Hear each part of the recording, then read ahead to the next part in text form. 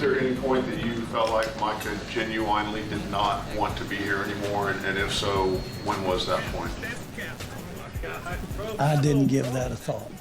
I will say this. Big respect to Dylan Gabriel.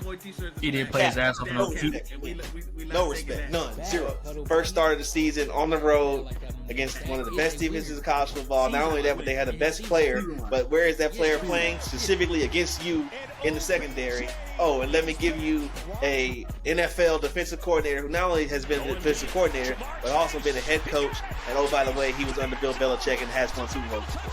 Like, that's a lot to overcome. I don't want to get disrespectful. Without a doubt, I agree with you.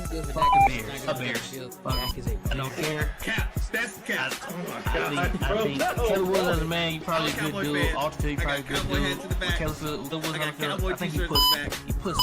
You know, don't care for him. Don't care for him at all. Ben Johnson came in talking shit. Bro, LaFleur didn't do nothing to that man. This man came in talking about we don't like it. We never like it. I hope you fail with the Bears. Hope you have a prosperous career. Going deep. Jamar Chase. I do think the Packers are going to win the To the end zone. That's a Bengal touchdown.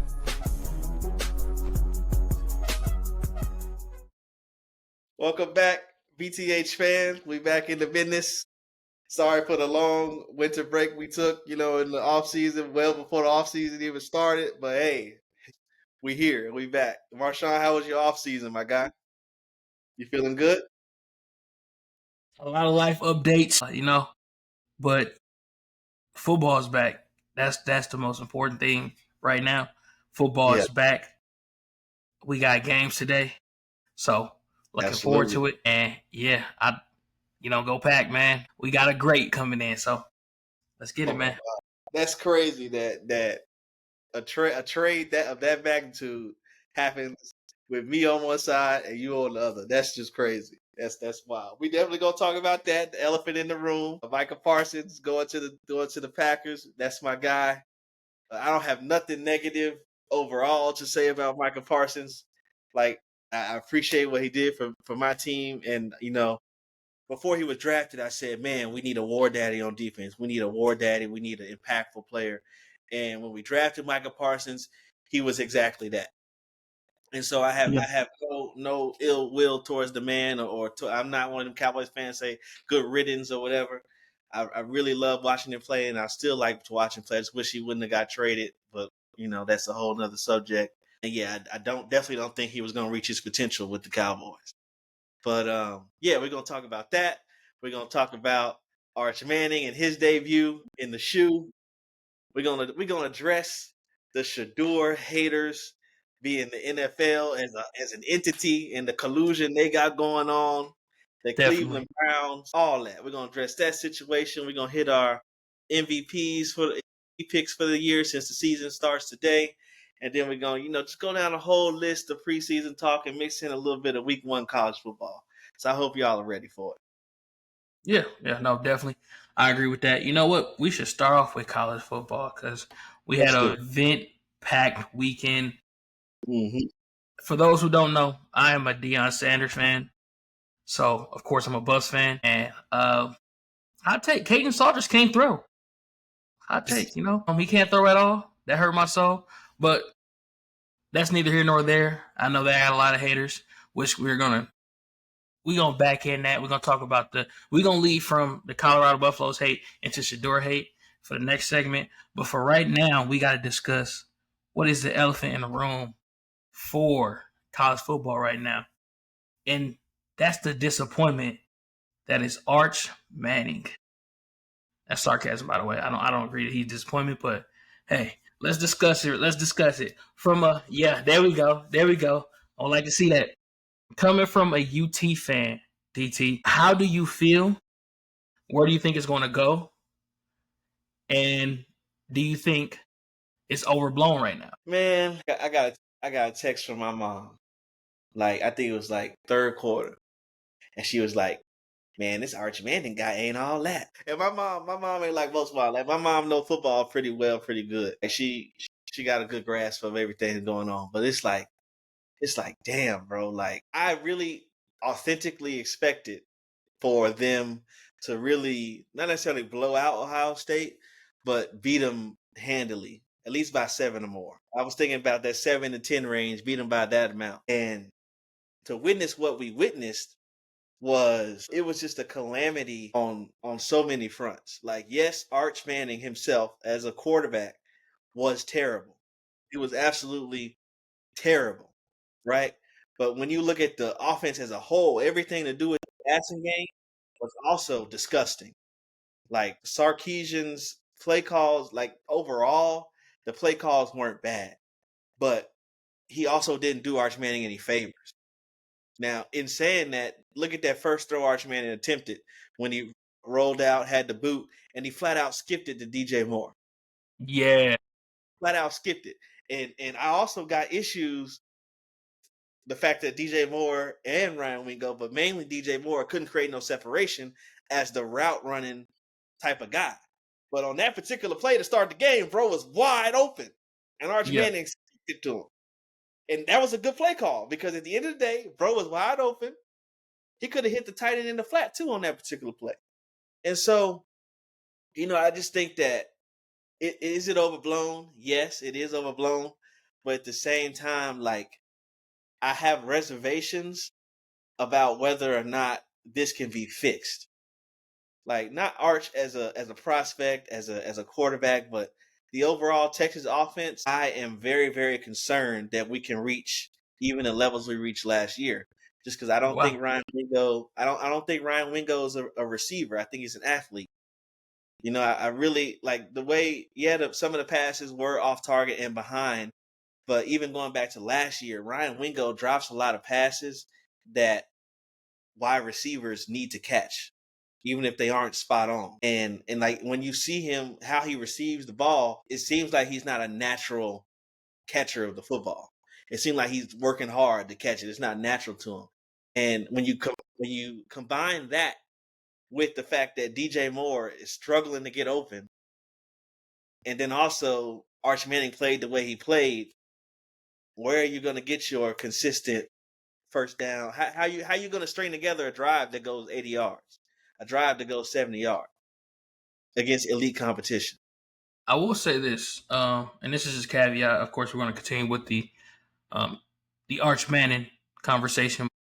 When was the last time you seen an elite UT wide receiver? I mean, like a UT wide receiver that's like Amari Cooper in college or like a Jamar Chase in college. I don't think I've ever seen one. Now, I've only been watching college football. I took a long break after USC lost to Texas Longhorns back when Vince Young. Took an extremely long break. Yeah, that hurt my heart, my soul, bro. See, I'm already stuttering. But I don't even think, like, what was the last receiver that you can remember that UT had that's that elite wide receiver? First name that comes to mind is Xavier Worthy, but he didn't reach the levels that you're talking about with Jamar Chase and all the names you laid out there. But flat out, the shit he was able to do against Oklahoma that I think his freshman season, where he basically put 21 on their head before they even came out the tunnel, that was insane. And then, how he was able to, like, think about it. He was relatively our first round wide receiver since probably, like, I don't know, Goodwin? Roy Williams or some shit. Marquise Goodwin? Marquise Goodwin wasn't the first round pick. Which Goodwin you referring to? I thought he was the first round pick. But I know that was a receiver from Texas that was. Yeah, he was cold. He was a great return man. But even the Shipley brothers weren't first round picks, weren't elite NFL draft talents. And so that was our first guy that was like a legit bona fide. We want him. Even before he ran the fastest 40 known to man, we know we want him in the NFL. Like, that was our only guy we've ever really had in modern history. And even he didn't reach the level that, the Jamar Chases of the world did. And Jamar Chase is a serious generational talent, so that is a high level to reach. But Ryan Wingo, as a 5-star prospect, was getting comparisons to guys like AJ Brown, and I'm not seeing it. I'm not seeing it. I call cap. like flat out cap. Like I don't know where they're getting this information, bro. I love his physical attributes, but can you catch the football? Which is what wide receivers need to do. Exactly. Like, and can you run routes? Can you run routes? And can you catch the football? If you can't do those two things, bro, you can't be the wide receiver too, bro. You can be the gadget guy. If you want to catch jet sweeps and in the rounds all year, you can do that. But come on, bro. Like, I need you to catch the football. Simple. Yep. Yeah. From what I've seen from the entire game, and I was on the road most of the game going to Houston, but from what I've seen, don't get me wrong, the Arch hype was overblown and it's been overblown since he came into college, to be honest with you. It's been overblown. Even before this season, it was in the NFL, it was the tank for Arch. Even though his grandfather said he gonna stay all 4 years in college, it was the tank for Arch hype. And the fact that he didn't come out as Superman, people are hurt. People are hurt. But what I seen promise. I will say that I seen promise. He not a check down Charlie like Quinn Ewers. That was my biggest gripe with Quinn Ewers. Yeah, but Quinn was hitting that motherfucker though. He was it was he. Charlie, but their shit was on target and Yak was maximized. Yeah, no. That's a fact. That's a fact. But that's also comes with time and more maturity. I feel like Arch is always looking for that big play. Arch is always looking for that big play. From, like you said, the first pass game where he skipped it to that wide receiver. This man, he didn't plant his feet. Don't get me wrong, I do know someone was on his tail, but he didn't plant his feet. He didn't do anything. This man tried to fade and lean away. Well, it wasn't across his body, but he tried a throw that 9 out of 10 quarterbacks ain't making. 9 out of 10 quarterbacks ain't making that. I think the only people that's making that in the NFL is Josh Allen and a young Aaron Rodgers. I don't think Tom Brady's making that throw. I don't think Lamar Jackson's making that throw accurately. That's what I'm saying. So for him to even do that, I see promise in him. I just think that the hype was over. It was a little too much. And even he said himself, I don't know where y'all getting all this from. Like, I'm the next coming in the GOAT. But I feel like now that the hype is lowered, we're going to have more realistic expectations of Arch.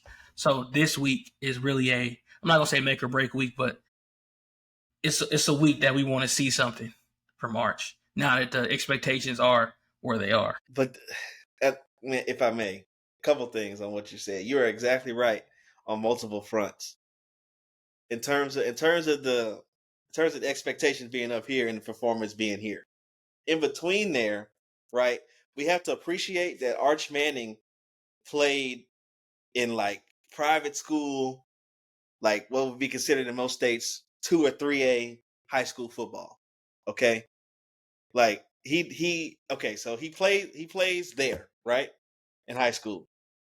He starts in 2 games, one against Mississippi State, one against UL Monroe, where his team is outclassing the other, where it's easy, right? But then as a true starter, this is your job, you're the guy.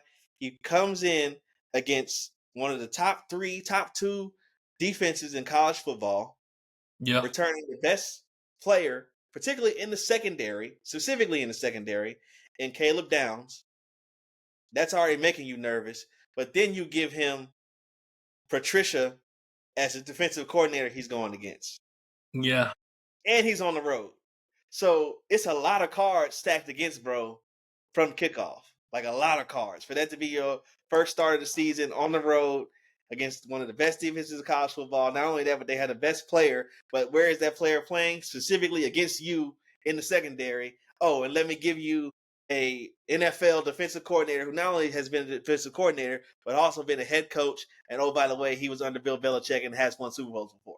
Like, that's a lot to overcome week 1 to begin with. And I don't think if you take the list of first round picks that was at one school their entire college career these last 2 or 3 years, I don't think any of them making their first start would have performed much better than Arch Manning performed.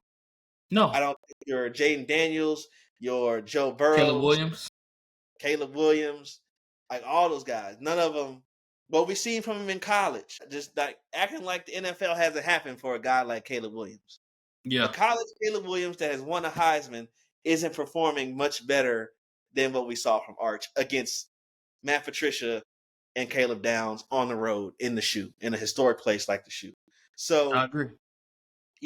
like it's a bunch of different factors. And then what to also put a pin in it, you had said that, we're gonna see in these next 2 or 3 weeks.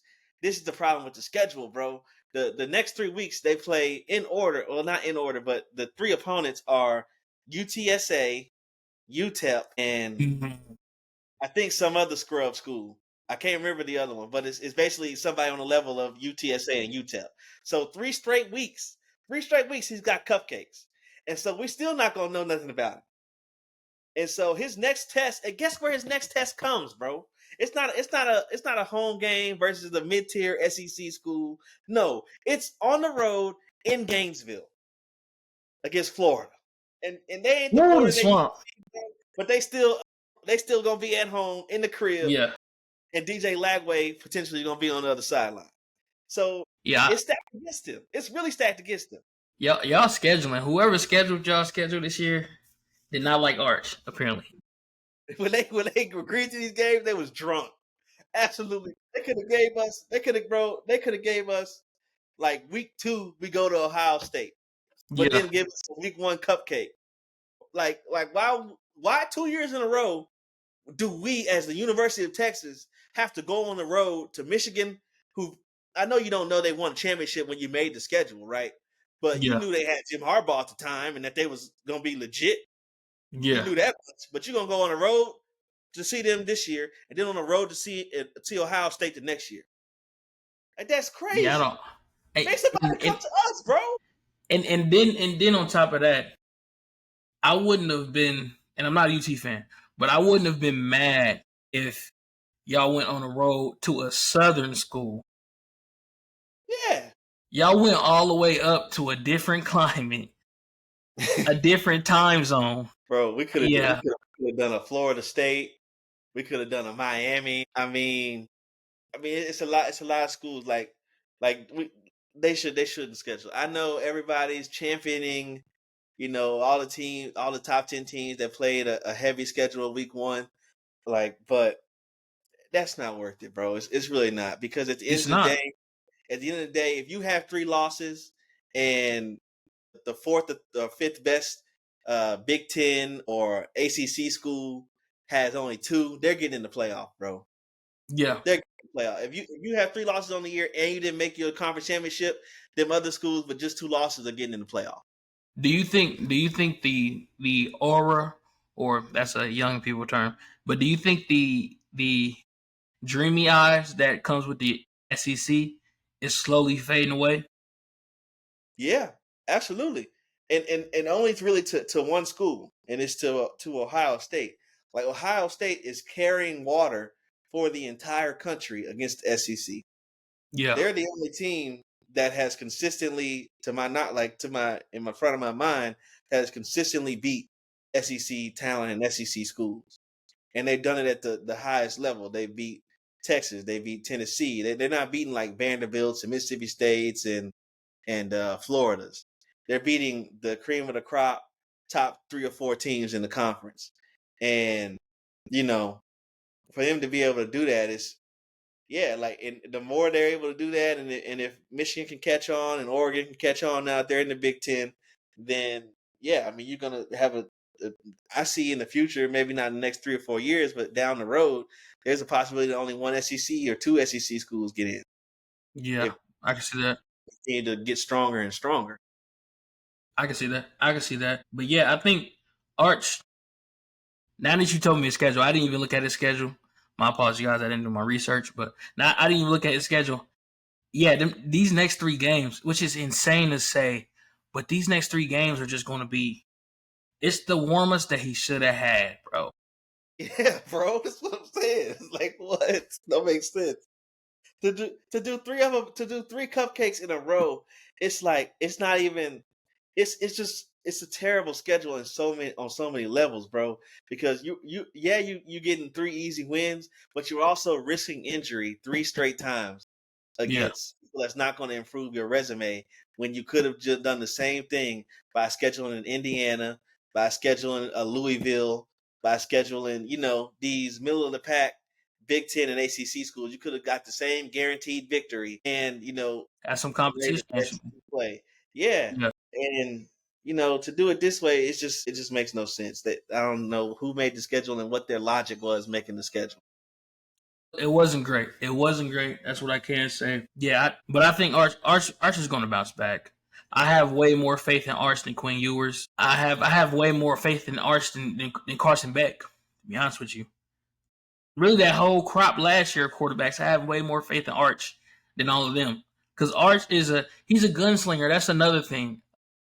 A lot of people are enamored by the efficiency of Aaron Rodgers, the efficiency of Drew Brees, the efficiency of the guy that despises Tom Brady. They're enamored by that. So when a quarterback actually makes daring plays and it don't work out, people are like, he's trash. It's the same effect that I had with my Packers. I've conceded the fact that Jordan Love is gonna throw some picks. Jordan Love is gonna have this year, I'm gonna say a stat line, between 40 and 32 TDs, and he gonna have between 11 and 20 picks. 20? Yeah, he gonna have between that. Yeah. I'm gonna let you know right now. 11 to 15? 11 to You 20. think he get over 15? How confident are you that he gets over 15 picks? That he throws over 15 picks? With our receiving core looking like Texas right now? Put a percentage on it. How much? What percentage confidence? I'm gonna say it's low. I'm not over 15. I'm gonna say I ain't gonna say low. That's not low. 30 to 35%. Yeah, Great. over 15.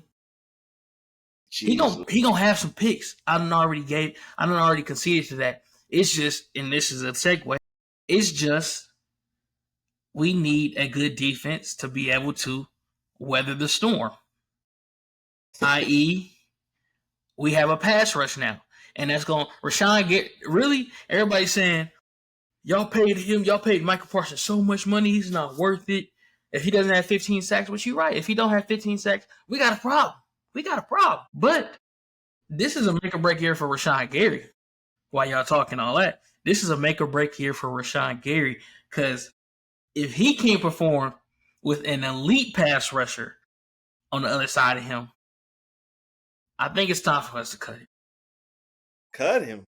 I need for Rashawn Gary. Cut him. I need between 12 and 15 from Sean too, or at least elite edge setting, tackle for losses, pressures. Elite. I'm talking about top 5 in all categories. I need that. I need him to be the other anchor, because this is what's gonna happen. You already know they're gonna double team, and they're gonna run, like you said, they're gonna run wide zones. They're gonna run things to take Micah Parsons out the game, and that's when Rashawn Gary got to come in. Quay Walker showed his ass last year. Xavier McKinney showed his ass last year. We need a good D-line to go ahead and perform. So this is a make or break year for Rashawn Gary more so than it is for Micah Parsons. Don't get me wrong, if Micah Parsons if he has less than 15 sacks this year, we got a big problem. We got a problem. This man getting paid, what? His contract is ridiculous. This man getting paid, he's the highest paid non-quarterback in the NFL. Yeah. Yeah. Nah.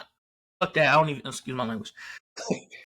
I don't even need 15. I need 17. I need 17, between 17 and 22 sacks this year, Micah.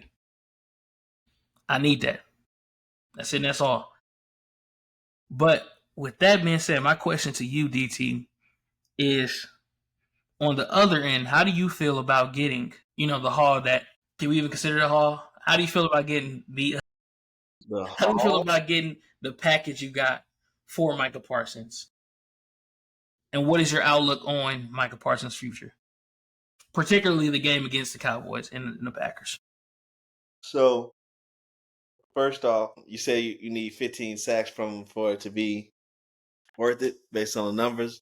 He's never had 15 sacks in 1 year. And so, to address that, and then I'll answer your question.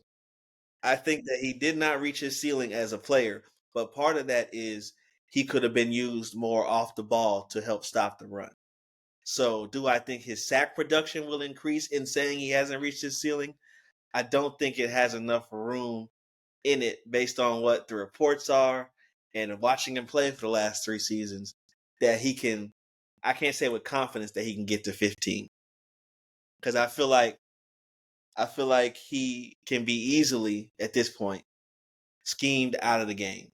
And he has no way to counter teams scheming him out of the game. He hasn't developed his counter move to wide zones, to chip blocks, to all the different things people use to get you out of the game as a pass rusher.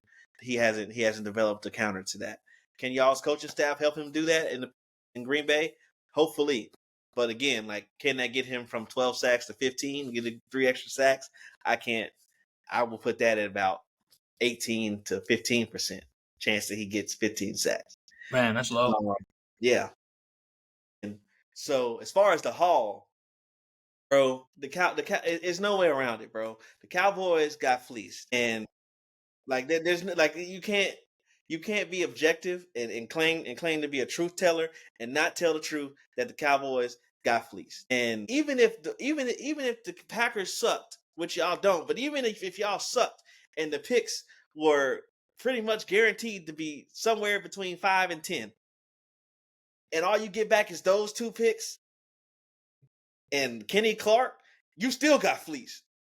So at this level, right? At this level that it is, bro, you got the first pick in the second round, the next 2 years, and then you got Kenny Clark, a 27, 28-year-old defensive tackle that's been getting mashed on for almost a decade now. And so how much does he have left in the tank?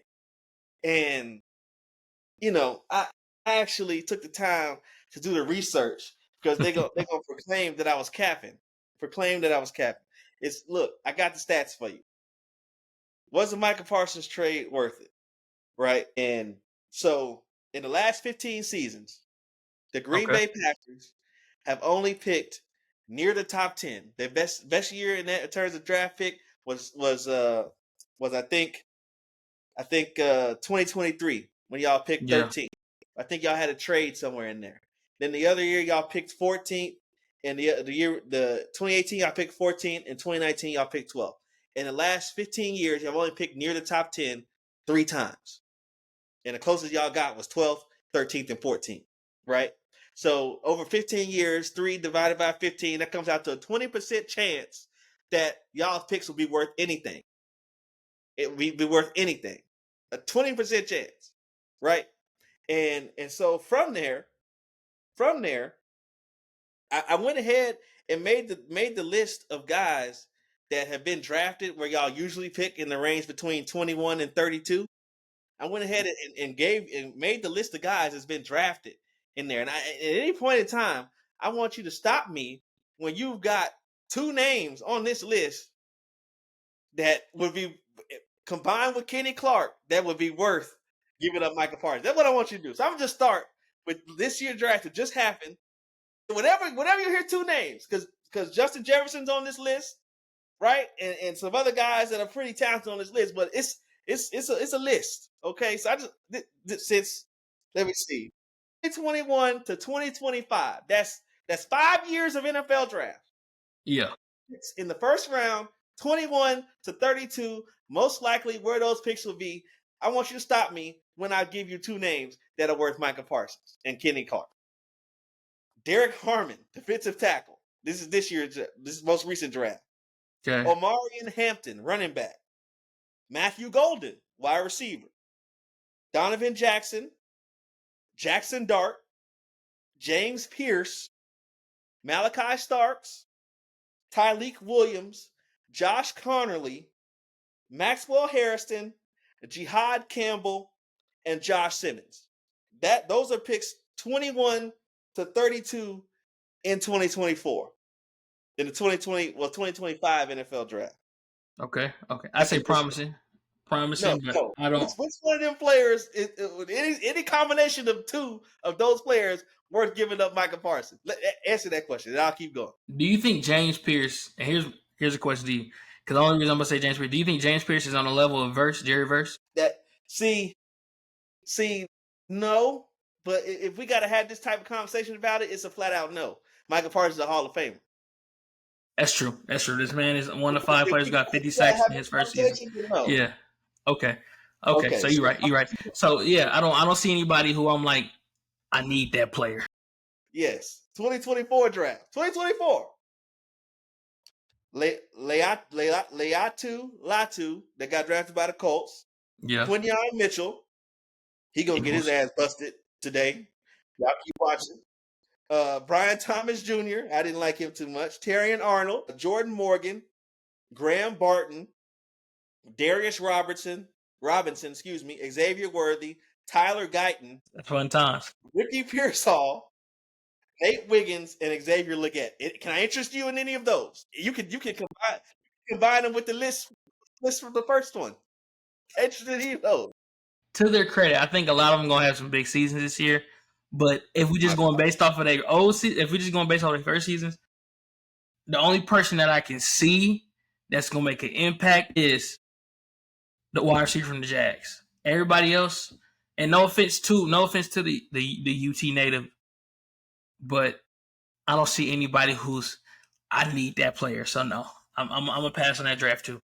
All right, I'm gonna shorten it up for you. I'm gonna just give you names that's remotely close. I'm gonna shorten it up.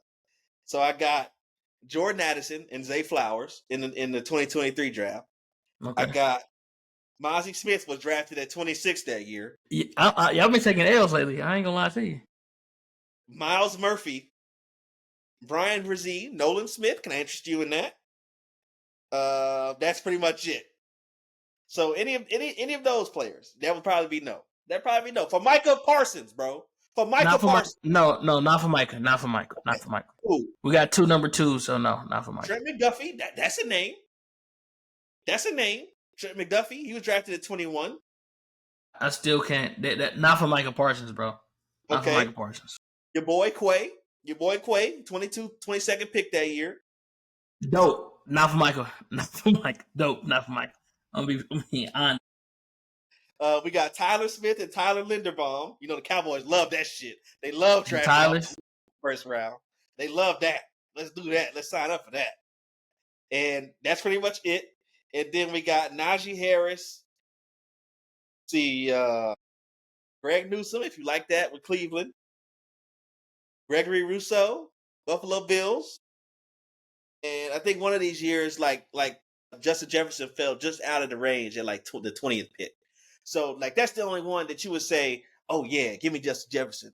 But again, you know who these guys are now. Yeah. Like now you know who they are. So you can be able to choose. But to trade away Micah fucking Parsons for that list of guys, if you could take any of the about 40, any 2 of those 40 guys, and you trade with, come on, bro. And you gonna sit here and tell the fan base that you win now, that you're trying to get stars, man? Come on, bro. And that's the problem where Jerry Jones went, because a lot of our comments gonna say recency bias. Oh, this player's gonna be good. I don't want to hear who going to be good. I want to hear who's good now. Yes, we had a player that was good now. I need, bro. If I'm gonna give up Micah Parsons, who is a Hall of Famer, entering his prime, if not already there, I need bona fide star power in return, bro, or the ability to go out and get bona fide star power. And I also did the research. You know, Jerry Jones go hype it up and say, oh, well, we can use the picks to trade into the top of the first round one year. I did that math too.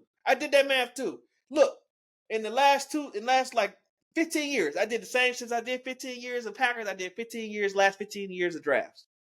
Mm-hmm. There have been there have been 2 teams with a winning record, assuming the Packers will have a winning record, so their pick will be, where the winning teams pick. Yeah. So, over the last 15 years, Packers have only had 3 seasons where they picked near the top 10. Most likely had a losing season that year. And so they have an 80% chance of having a winning season this season and next season, based on the last 15 years. So I looked at the last 15 years of drafts, how many teams with winning records were able to successfully trade into the top 10. The only 2 teams on that list are the Kansas City Chiefs when they were able to get Patrick Mahomes, and the Atlanta Falcons when they were able to get Julio Jones. They both traded up. What they had to give up. They moved up. The Chiefs moved up 17 slots. The Chiefs' original pick was 27. They moved from 27 to 10. And they had to give up that first round pick, the 27th pick, and a first round pick the next year, which is comparable. But at the same time, the Atlanta Falcons doing the same thing. They had to give up. Let me see. They went from 27 to 6. They moved up 21 slots, and they gave up a whole boatload of picks. They gave up the 27th pick that year, their own first round pick. They gave up a second round pick that year. They gave up 124, a fourth round pick. They gave up the first round pick the following year and the fourth round pick the next year. You mean tell me Jerry gonna give that up? All them picks? No. You mean tell me Jerry? So Jerry did all this work to get 2 first round picks next year and the year after that. You mean tell me he gonna give up both first round picks and one of the other ones in the following year to get to the top 10 to draft a bona fide player to replace Micah Parsons? You mean tell me he gonna do that? And a lot of people gonna bring up, look, the Rams did it, and the Eagles did it when they drafted Wentz and Goff. But I got the stats on that too. They had losing seasons that year, so their pick was worth a little bit more than where we project the Packers picks to be worth. And then also they gave up less, so the situations aren't comparable. So at the end of the day, bro, like we got fleeced, bro. Like you can't replace what you gave up. You just can't unless you get wholly lucky on some Nico Harrison shit, where you got a 6% chance to get the number 1 pick in the NBA draft. A lot of, yeah. All in your lap. Rigged. I did Dallas is down bad this year. I'm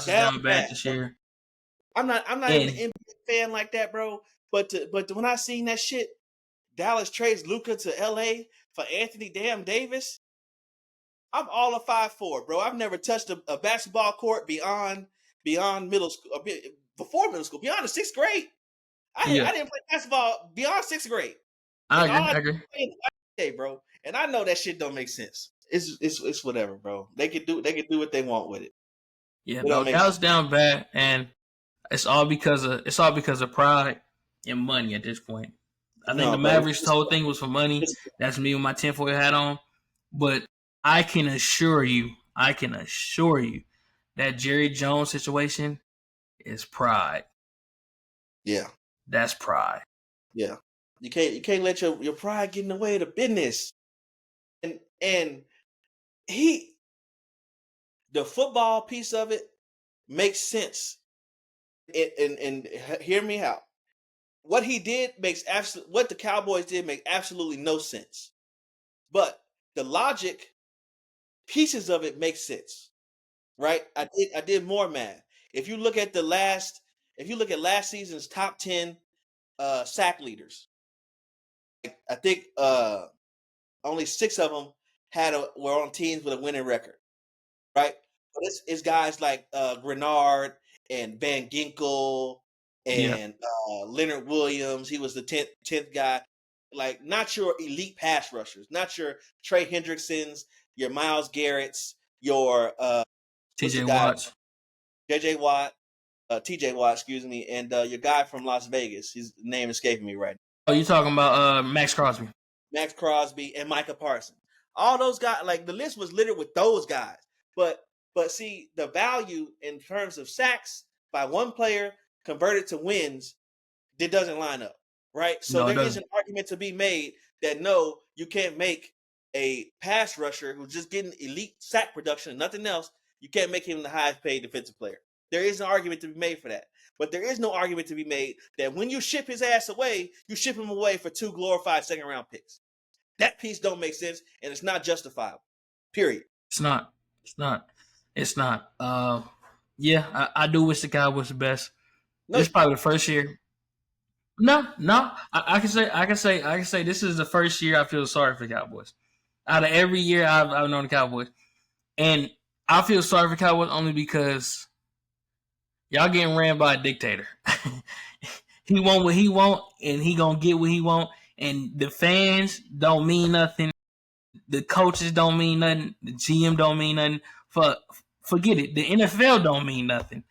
Nothing. Jerry The Jones won't NFL what Jerry Jones won't. and having to negotiate with an agent, like as like a rule, that don't mean shit to him. Like, No. bro, this is why I say this and this specific situation and what's going on in the world today are perfect examples of why checks and balances as as pillars of organizational structure are very, very important. I agree. Because in a situation where you have an independent general manager, an independent head coach, and an independent owner, there is no fucking way that all three parties would sign off on some shit like this. Yeah, no, somebody vetoing. Somebody vetoing. Oh, somebody vetoing that? Yeah. Absolutely not. A week before the season start, bro? No. My thing is the owner's thinking with pride most of the time, or looks at the team, how it's gonna look on the team. The GM is thinking with a budget, with a budget in mind. Like, who can I keep under this amount to get somebody next year? And the coach is thinking about that game plan. So when you have those people independent, then of course, if it's not fitting with the coach's game plan, he gonna be like, I don't want that. If it's not fitting with the budget, the GM gonna be like, that don't make no sense. And if it's not fitting with the image, the owner gonna be like, that's not a good look on our organization. When you got one person in charge of all of that shit, he ain't gonna veto himself, dog. He ain't gonna veto himself, dog. So what we doing here, bro? So see, that's why I just want Cowboys Nation to hear me and appreciate what I'm saying to you. There is a reason that the Dallas Cowboys have not won a meaningful playoff game in 27 years. I was born on April 27th. I have never seen the Cowboys win, 2 playoff games in one season. Let alone make it to an NFC Championship game. I've never seen them win 2 playoff games in one season. There is a reason for that. No, it's not all Jerry. Jerry don't go on the field, throw the picks, drop the extra point snap like Tony did. No, that wasn't Jerry. But at the same time, somebody's contribute like this. Like, come on, bro. All of us across the nation, across America, we all took science. They taught us what the fuck an independent variable and a dependent variable was. They taught us that, right? Everybody learned the same thing. Whether you in Oklahoma where y'all can barely read, or you in New York or California, wherever, that you learn what an independent variable is. These dependent variables, your Dax, your Marcus Wares, your Tony Romos, your CeeDee Lambs and Dez Bryants, they all come in and they go. Same result. What's the variable that's still there? The common denominator. We learned that shit too. Like what's the one that's still there? Hey, it's not me, bro. Don't blame me. Don't come back at me and say, I'm just telling you to look at the picture, dog. It's science. And like, so bro, I say that to say, bro, it's just like, I don't know what to do with it no more. Like, don't tell me we're trying to win and you shipping off the best players on the team. I don't really, like I said, I don't really disagree with you shipping them off. Mm-hmm. It makes football sense to a certain degree, but the way in which it was done was absolutely asinine. And there's no way around it. Like, and the Bengals did this too with Trey Hendrickson. I feel you, bro. Y'all defense was terrible. Bro led the league in sacks, but the defense was absolute trash. Trash. So I get you, bro. But at some point, you got to pay these guys. Yeah. At some point, bro, everybody's going to get paid. Every contract's going to be the highest contract for this position ever. And then the next guy signed, the next day, he's going to have the highest contract for this position ever. Exactly. That's how the business work, bro. Y'all been in this business for 30, 40, 50, 60, 70 years. That's how it's always worked. That's how it's always going to work. So just pay the dudes, bro. That's what, if you want to be the billionaire owner, the rate is the rate. It costs what it costs. That's what I'm saying. You either got to pay him or you got to get Howie Roseman. That's it and that's all. I mean, shit, he got to pay somebody at some point. He do. Hey, I'm hearing reports that his secondary ain't looking good. That's what I'm hearing. Because he didn't want to pay Slay and he shipped off Greedy and TJ Gardner Johnson. Yeah. I'm hearing the secondary not what it's all cracked up to be. We're gonna find out today, but Definitely. I don't know. That's what I'm hearing. Yeah. Nah. I like the soapbox. I like the soapbox. And I agree. I agree wholeheartedly. Like I said, this is the first year I feel sorry for the Cowboys. And it's not because the Cowboys fans made me hate the Cowboys. But now I feel bad for the Cowboys fans because y'all subjected to some bull crap.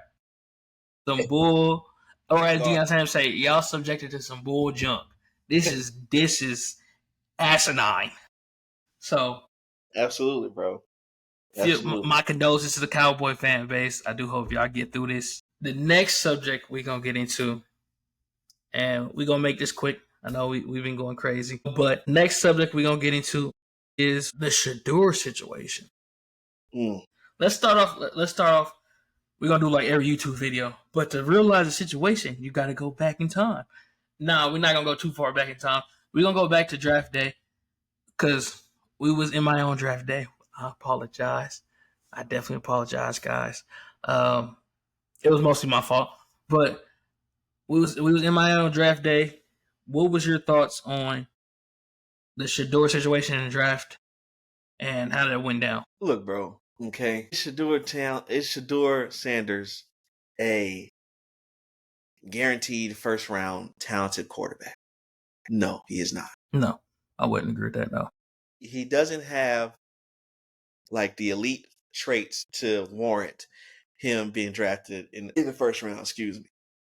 But bro, when you turn on his tape and you watch him play, to me, bro, and what I saw, and I got the opportunity to evaluate the majority of the quarterbacks drafted last year, and to me, Shador was a clear best of them all. Like me personally, I like Shador more than I like Cam Ward, and really? I don't have no problem, absolutely no problem saying that. And I think had Shador got a situation that was like a first round situation where he was gonna get a real opportunity to play, I think that Shador would have had a better career than Cam Ward. I think that's hard to see now, given the team he was drafted to and the stuff he's having to deal with. Yeah. I think, but to see bro fall all the way down the draft, past the Saints multiple times, past the Giants multiple times, it was just like bro, like we really gonna do this, and not to make it a racial thing, bro, but you got guys like Baker Mayfield grabbing his junk on the sideline in college, and they go number one. Johnny Manziel. You got Johnny Manziel acting a whole ass. And I love Johnny Manziel. And to be honest, I was on the table wanting to draft him instead of Zach Martin. But shit, Zach Martin's a Hall of Famer. Definitely. And I'm cool with drafting Baker Mayfield number one or Johnny Manziel number one at the time. But don't tell me that we can draft Baker and Johnny in the first round, but we can't draft Shador in the first round. That's my thing. That's just my thing, bro. If we gonna call it fair, let's call it fair. It was just sad to see because it was really the first time for me. I've gotten the opportunity to work a little bit in the NFL, but for me, it should have been for the world the first time where a visible crack in what the NFL sells should have been visible in terms of it being about winning. And it being about, all 32 teams pursuing the ultimate prize of winning a championship that particular season, building the best roster. All that shit goes out the window when teams that are starving for a good quarterback pass on him, not once, not twice, not three times, but 4, 5, 6, 7 times. Yeah. And so, everybody's not trying to win right now, bro. Everybody. That's not everybody's objective, and that should be clear to everybody. And honestly, when they do stuff like that, I know we're getting a little bit long, but I'm gonna cut it off here. Like that's the problem with the NBA and why it's having viewership issues. Yeah. Other shit matters more than basketball. Other shit matters more than winning. And when you let a situation like what's happened to Shador play out, and you let a situation like what happened to Micah Parsons play out, and having all these disagreements with star players in your league and just shipping them off to other teams, you're starting to blur the lines between what's a good product in the NFL and what's a dwindling product in the NBA. And so I don't think that was a good move at all for the NFL to have done that, to have ostracized him like that. No. Give me a few more minutes on that. What do you mean about arguing with the stars, and how does the NBA play into that? Because you explained this to us earlier in the group chat. I want you to explain to the viewers how that relates pretty much to the NBA problem with the NFL and what's going on right now currently. So the NBA, to me, is my opinion. It's all opinions, but the NBA drives like player first, player brand building activities. They make like showing up in your best fit popular. Like they make individualism. Individualism. Like what athletes want, what athletes strive for is to be individual brands, to make money outside their sport, all those types of things. And then they go and pursue these max contracts. And that culture has bled into the NFL, right?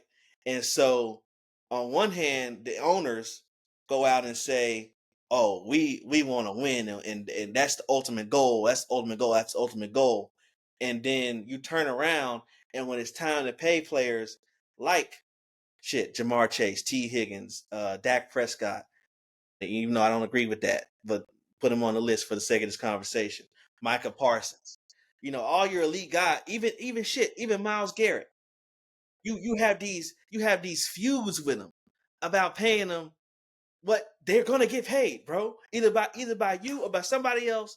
They're gonna make the money that's gonna set the player APY, whatever they want to call it, off rips. That's what they're gonna do. So why are you gonna have this heated battle with them on a national stage? And these are guys that show up every day, come to work every day, and contribute towards winning. And so, and then when you start to ship them off to different teams, for me, that's why I don't really get engaged with the NBA like I once did, is because all the players, not just the players for the Mavericks, but all the players move teams, go here, go there. They come off their first contract, and they trying to go to LA, they're trying to go to New York, trying to go to a big market. And so that's the same thing that's starting to happen in the NFL, but it's driven by owners and general managers shipping guys off because they don't want to pay what they're going to get paid anyway. In the same way the NBA players are they're going to get the max contract. So what's the purpose of, if you're trying to win, if you're still on this hill, dying on this hill, that your brand is that all 32 teams are trying to compete for Super Bowls, how do you make sense then that you have feuds with players that you clearly would have less wins without, in terms of your Myles Garrett's, your Micah Parsons, your Trey Hendricksons, your Dak Prescott's, all the different players that have. Aaron Rodgers had this a couple times for his contracts. Couple times. Yeah. Having these feuds.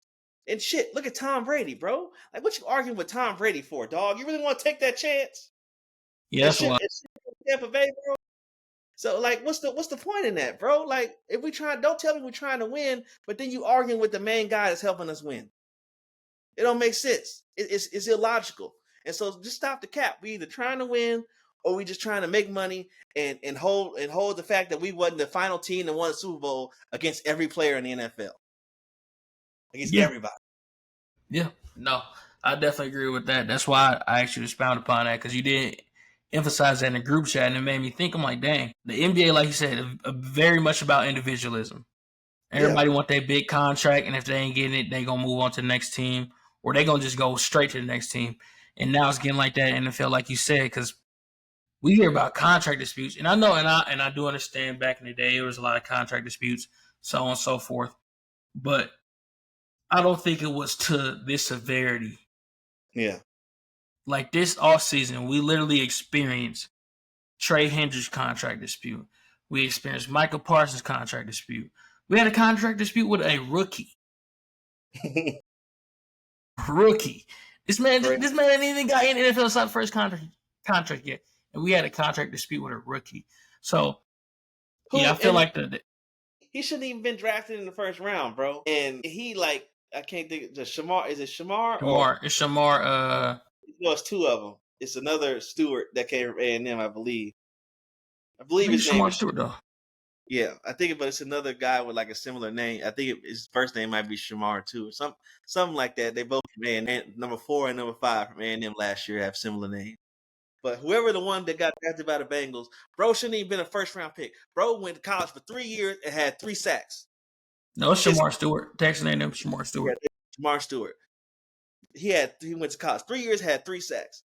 And I feel him, I'm not going to sign a contract that explicitly says if I get hurt, I'm not getting my money. So, but cool. But at the same time, bro, y'all shouldn't even drafted him there. So what you drafted him there for? And then trying to work in the back door a guarantee for you that if he don't produce like he hasn't produced before, that you get to get your money back. Like, what we doing, bro? If you was gonna do that, bro, why draft him? Like, come on, bro. So And that's what. another case of the owner getting out of hand, by the way. Yeah, and this the business y'all in, bro. It's the business y'all in. You either want talent on your team or you don't. Like, how do you expect to attract free agents and every time the NFL player look up, you having a contract dispute with somebody? Literally. I definitely agree with that. Yeah, no, I appreciate you, DT, for that. I wanted you to explain that. Good content. But we were going to get into the Shedeur situation. And you were explaining pretty much how, I'm going to summarize it in my own words. Politics got into the situation. And I don't mean that politics in real life. I mean politics as in the NFL politics. Yeah. I agree. If you a Shedeur hater, I agree. He was not a first round talent. Like you said, he didn't have the intangibles of a first round talent. Very accurate, very smart, extremely football knowledgeable. Mm-hmm. Cool. But in the first round, you kind of banking on extreme talent, extreme athleticism. Yeah. I.e. Josh Allen. Yeah. You banking on an arm. And I understand that. But you cannot tell me this man wasn't at least round 3. At least round 3. One of the most accurate quarterbacks in college football history. You telling me a Heisman runner-up, was that forced? I agree, it was forced. But a Heisman runner-up, and you telling me he wasn't round 3. It just showed me that the NFL they don't care, like you said, they don't care about winning. They care about the system. Mm-hmm. And they pretty much want to show all the Sanders, period, that you're not bigger than the system. And that you will never be bigger than the system. I don't care how big your father is. I don't care how much you win. I don't care how successful you are. You're never bigger than the system. And they basically are trying to put him in his place, which sucks. I do hope he triumphed through it. But, yeah, he was definitely better than... He was, in my opinion, from what I watched tape-wise, he was better than Shuck. He was better than Dylan Gabriel. And I wouldn't put him above Dart. Dart has crazy talent. I won't put him above Dart, but Shuck and Dylan Gabriel and Milroe. I seen Milroe. Don't even. We all seen Milroe. Let's stop the count. Milroe seen his own tape. Shit. We all seen Milroe. Play before. Yeah. Man, if he couldn't run that fast, that Negro would be in the UFL in 2 years. But just the fact that he can run that fast and throw that hard, his ass gonna be in the league for the next 6. But his when you watch him play, he should be in the UFL in the next 2 years, but he ain't gonna be there. Guaranteed. Lock is still in the league. Lock is still in the league till this day because his arm strength. That's all. I don't know who think Lock is a great quarterback. And Lock, we love you. I loved you coming out of college. You had the best touchdown celly I've ever seen in my life. With the throw a bomb, get your tie straight. Hard. But being honest with you, you're not an NFL quarterback. You're just not. No, bro. And to be honest, I just want to toss this in there. Bro. If I'm Deion Sanders, which I'm not and never will be, never could even dream of the life that he's been able to live in terms of playing NFL and MLB. But if I'm Deion Sanders, bro, I'm not letting them use my name for nothing else ever again. I'm not letting them put me in no commercials, put me in nothing ever again. Like, I'm not showing up to the Hall of Fame Hall of Fame, the induction ceremony. I'm not letting them put me in nothing else. To do my son like that, both my sons like that, bro, I could if you want to really talk, bro, we can go down the list of strong safeties that made active rosters, and we can find at least half of them that the other Worse than fans, Shador? that Shiloh I'm Sanders, worse than Shiloh? Yeah, definitely worse than Shiloh. for him to be cut and no opportunities, bro. And then you have Shador sitting behind Dylan Gabriel. Yeah. Dylan Gabriel, my nigga. Like, come on, bro. Like, who you playing with? I will say this. Big respect to Dylan Gabriel. He did play his ass off. No respect for me. No respect. None. Zero. Zilch. None. He gets none over here. None. But you have to admit, he played his ass off in the regular season. I mean, not regular in the preseason. Disagree. Didn't he play well in the preseason? 6. That's all I need to see. Confirmation of what I already know. Ass. That pick six wasn't his fault, bro. Well, huh? So he didn't throw it? He threw it, but the tight end put his arms down. Was like, it's going to the wide receiver. Oh no, it's a defender right there. He got to tackle.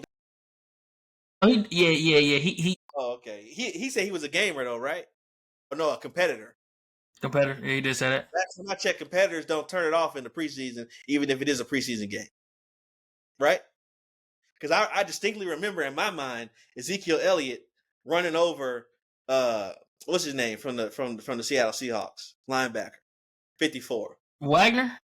Bobby Wagner, and running over and hitting violent contact with Cam Chancellor, who of our era, in the preseason, violent, strong safety to play the game in our era. I distinctly remember him blasting them in a preseason game. So if we're talking about, I remember that. They told him calm down. So is he a competitor or is he just ass? Let me know. I did. So there ain't no way that he should be second string and Shador should be at the bottom of the roster holding clipboards and shit. That's cap. It's ridiculous. I feel like Shador gonna get his moment. It is pretty sad, the Shiloh situation. Hell yeah, he gonna get his moment. They playing Joe Flacco week 1, and then guess what? They gonna have to put Dylan Gabriel in there and stand on that shit. And I'm sitting here waiting. They gonna have to put Dylan Gabriel in the game when Joe Flacco shit the season away. And you know, Joe Flacco, cool guy, great guy. But when he shits the season away, like he inevitably will, they gonna have to go in there and put Dylan Gabriel in there and stand on it. And I'm waiting.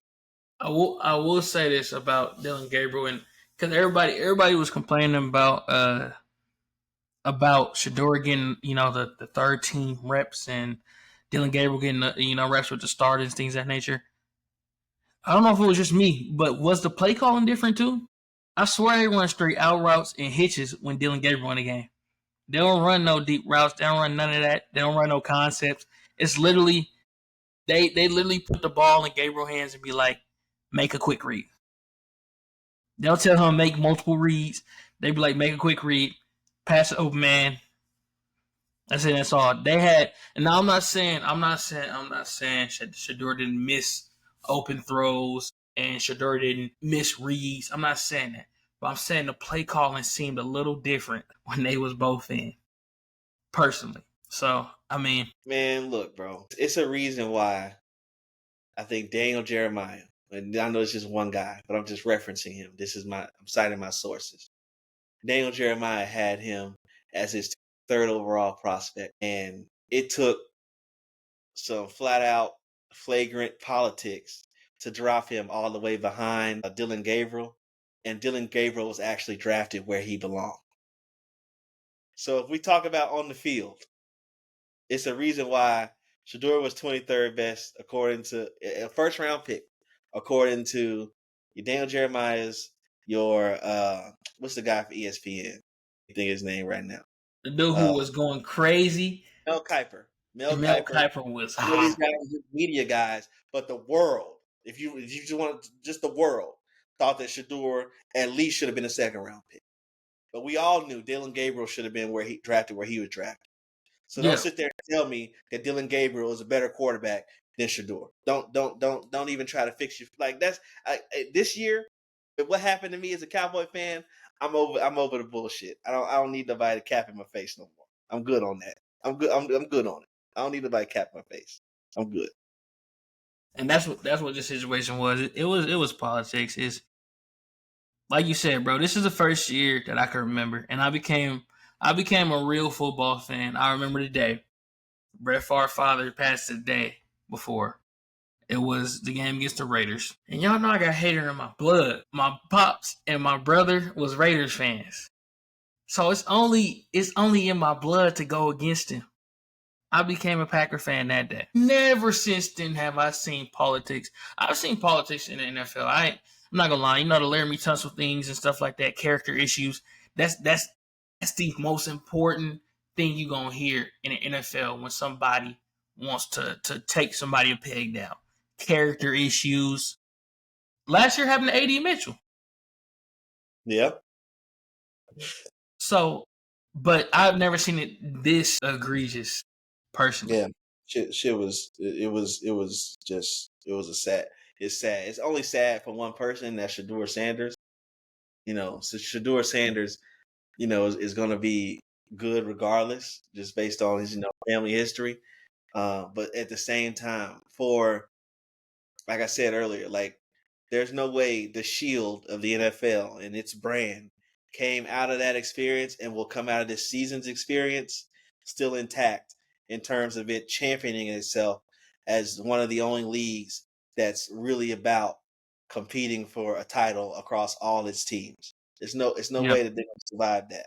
But let that man fall all the way where they let him fall, and then the Browns likely go out here and lose games week after week after week, and they still don't play him. It's going to be a problem, I think. Yeah, no, it's a sad situation. Like I say, I hope that this situation doesn't carry on. I hope that they just get a young man a shot.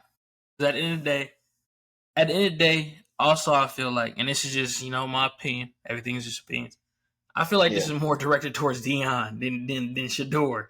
I understand Shedeur's attitude and people don't like his attitude, but this is so much more directed towards Dion than Shedeur, bro. Dion is already turning college football upside down. He turned the NFL upside down when he was in the NFL, and he was such a great that they couldn't do nothing about it. Because even if they tried to do what they did to Shedeur, to Dion, all 32 teams would have been in trouble. Because whatever team he got on, this man won Super Bowls with the Cowboys, the Niners. This man made Atlanta Falcons pop. So I feel like this is more so directed towards his dad, and it's sad to see that his son's got to pay for the sins of your father. That's You paying for what though, bro? Like that's what I'm saying. You paying for what, bro? Like look at what the Mannings did to the league. Nah, we don't want to play there. Nah, we ain't playing in San Diego. Look at what John Elway did. Shit, I can play baseball. I'll go and I'll just play for the Yankees. Like so we act like players being insubordinate is something new to Deion Sanders, and see Deion Sanders the only person to ever do it. No, bro. What's again? Independent and dependent variables. What's the difference? Yes, one plays quarterback, the other plays non-quarterback. Turns Deion Sanders, but Shedeur plays quarterback, and he has problematic, you know, situation. The Mannings had a problematic situation, telling league where we're gonna get drafted and not gonna get drafted. shit. Caleb Williams had a problematic situation. What's the issue, bro? Like what's really the issue? You judge it for yourself. So it's just like, bro, like if we trying to win, bro, let's go win, bro. Let's go win. And if we're not trying to win, then just say that. Like, and I wanted to say this earlier while he was talking, bro. At the way it's going, the way NBA is going, what's the difference between the NFL and the NBA and what they are trying to do and the fucking WWE? All scripted at this point. What's the difference, bro? And personally, I don't watch WWE, so because you know I ain't trying to see nobody fake fight. You know what I'm saying? And so the way we headed, man, they gonna script another Chiefs Super Bowl this year. Or they gonna finally let Josh get one, and you know, bro, let's genuinely compete and play for Super Bowls and all the stuff that we say we trying to do. Let's just do that, because that's a way better product than trying to rig and ostracize and collude. All that shit is dead. Like, for what reason? And that's already looming over the NFL head. Because they had their whole little, they tried to play into it last year by having the whole little commercials about the script and everything. But at the end of the year, guess what? Yeah. But at the end of the year, guess what? It was still, this is scripted, because the Chiefs is the most hated team now. Like, they the most hated team, and they're not the most hated team they're the most hated team because everybody feel like they get special privileges. Like the NFL, like the referees are like with them. Mhm. And I wouldn't agree with that all the way, but I did see a compilation the other day where I was just like, damn, that is kind of suspicious. The Mhm. calls they was getting, like, don't get me wrong, everybody point to the Chiefs didn't receive the most calls but if you like narrow that down to like the third and fourth quarter when stuff really start to matter and they Yeah. started getting calls where you just like, where was that this whole game? Yeah. So It's subtle. It's subtle, and it's in the right yeah, moment. that's what I'm saying. So yeah, we're starting to realize more and more it's not about, like you said, it's not about winning. I do miss when it was about winning. Look, bro, the Saints won Super Bowl, bro. The Saints won Super Bowl. And you can say that was scripted all you want, but they played their ass off that year. The entire NFL as a fan base thoroughly enjoyed an underdog being able to win the Super Bowl like that. Literally. And I would say that the NFL fans thoroughly enjoyed what Carolina was able to do with Cam Newton and making it to the Super Bowl. Oh, yeah. And so let's not rig the product, bro. Let's just let it play out how it's supposed to play out. And shit, those Super Bowls and everything to this point might have been rigged. But at this point, like it's I don't think it's rigged, but I definitely think they have a preferred outcome, and sometimes they tip the scales. I think. I agree. I just don't want it to get as egregious as the NBA. Because the NBA, you can see it, bro. When the NBA want a popular team to win, that popular team gonna win, whether it's the Celtics or the Warriors, that popular team gonna win. When the NBA, when it's the algorithm gets talking about, bro, they only want the big teams to win. We want to see real basketball. They gonna put two no-name ass teams in the finals that nobody care about, aka Oklahoma City Thunder and the Pacers. And shout out to the Oklahoma City Thunder for winning the championship. But nobody give a damn about them boys. Not a damn, bro.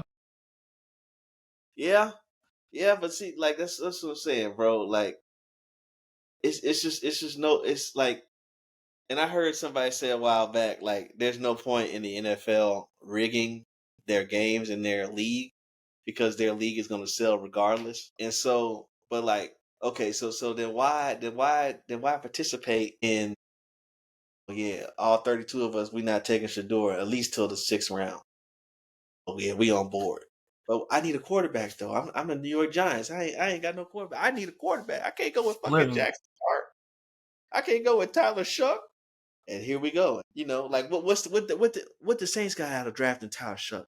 Do they get a guaranteed top 3 pick some kind of way so that they can draft Arch Manning? And that would be a hell of a story. Arch Manning returns to New Orleans. Yeah, I will say this. If they get Arch Manning, that's rigged as hell. I don't care if it's this year or the next. They get Arch Manning, it's rigged as hell. Not only is his grandfather over his, I'm not gonna say over his life. He a grown man. He predicting his life, his own life.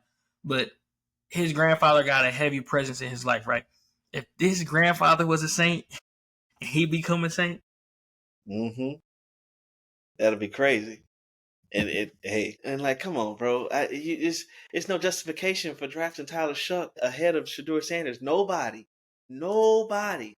had Tyler Shuck over Shador Sanders. And so, how in your mind do you say the guy's been in college for 7 years is better, and with the injury history he has, is better than Shador Sanders? Only but for the fact that he could get hurt or play like shit, and y'all could tank the rest of the season.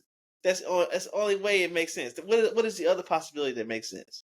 I will say this: we should have seen this happening when he started rising up draft stocks. The best pure thrower in the draft. I said, who? Best pure thrower in the who?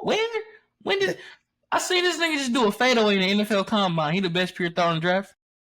That was cap. But yeah, bro. I don't know, bro. Let's segue into our season predictions. Yeah. Matter of fact, that is a great segue. Let us segue into the season predictions, guys. We're speaking of the Saints right now. Let's go with the NFC South, man. What do you think? Who do you think the winner of the NFC South is? And who do you think the loser of the NFC South is? That's how we're going to do it this year. The winner and loser of each division. I think that The Buccaneers gonna win the division, and that's easy. We don't even have to spend much time on it. The Saints gonna be at the TD Baker make money. Yeah. I love you, Baker. That's my nigga. I ain't even an Oklahoma fan, but I fucks with Baker tough. Oh, but yeah. Okay, so you think the Bucks are gonna win the division? Who do you think gonna be the worst in the division? The New Orleans Saints. Absolutely. The New Orleans Saints. And like I'm a guy that's very, very low on Michael Penix Jr. But I think even with Michael Penix Jr., the Saints will probably still be worse. Damn. You know what? Yeah. I agree with you, but I must write this down. I think it's gonna be the Panthers, the Bucks, the Falcons, Saints. I agree. Saints gonna be ass. It is what it is. Saints gonna suck. I'm sorry, Saints fans. Appreciate y'all, but y'all gonna be trash. Shout out Mayo. You got a long season ahead of you, buddy. But yeah, Saints gonna be trash. I'm gonna give it to young. What's young first name? Bryce. Yeah, I'm gonna give it to young Bryce. Sorry, Bryce. I'm gonna give it to young Bryce. I think he gonna will his team the NFC South Championship in the playoffs. Is they gonna do anything in the playoffs? No, absolutely not. But I think he gonna will them there. So I'm gonna give it to Bryce Young and the Panthers. Okay. Interesting choice.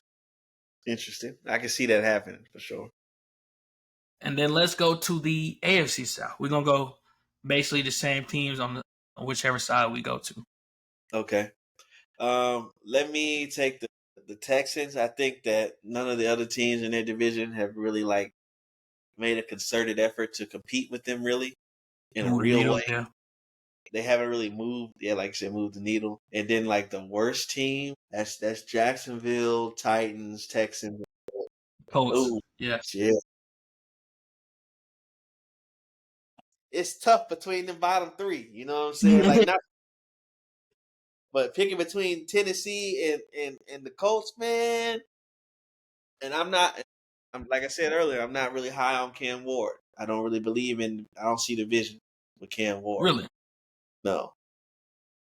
But I still think the fact that they have Cam Ward and like a viable quarterback option, I think they will still be able to finish above the Colts because, the Colts in their situation Lord. is crazy. So, yeah, so let me take Texans to finish first and Colts to finish last. I agree with you 100%. Can't even complain about that. The only thing I would change potentially, which I still don't see, I think the Colts are going to be last only because, like you said, they don't have any viable quarterback. I don't believe in Daniel Jones. Definitely don't believe in Richardson. Yeah, I don't think they're going to be good, but I can potentially say that the Jacksonville Jaguars maybe have a Jacksonville-ass season and end up the last team in that division. It is what it is. But yeah, definitely Texans on top. We gonna move over to let's go East. NFC East. Yellow division. Who you got winners, who you got losers? No team has really repeated as division champs in like 20 years. But I just don't think, I think the Commanders are both too young, and specifically talking about Jaden Daniels. And I think that their receiving core still is not as good as and able to compete with what Philadelphia can do. And their defense doesn't move the needle. It's not as talented as Philadelphia. So I think that ultimately the Eagles will repeat. It's either that or I can't. I think the Cowboys had an outside chance when they had Micah to like keep that streak of nobody repeating going. Just because a healthy Dak equals a winning record against NFC East.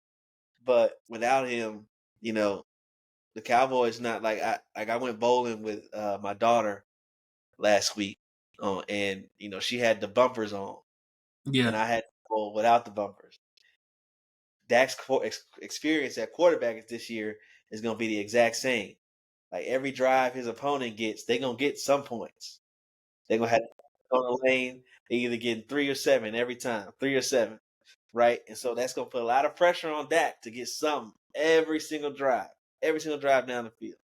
And that's going to lead to a lot of turnovers and a lot of disappointment. And so I'm gonna take the Eagles to finish first, and I don't think the Giants.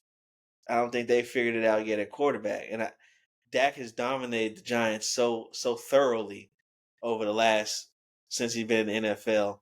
So I Do you don't don't think think it's gonna stop?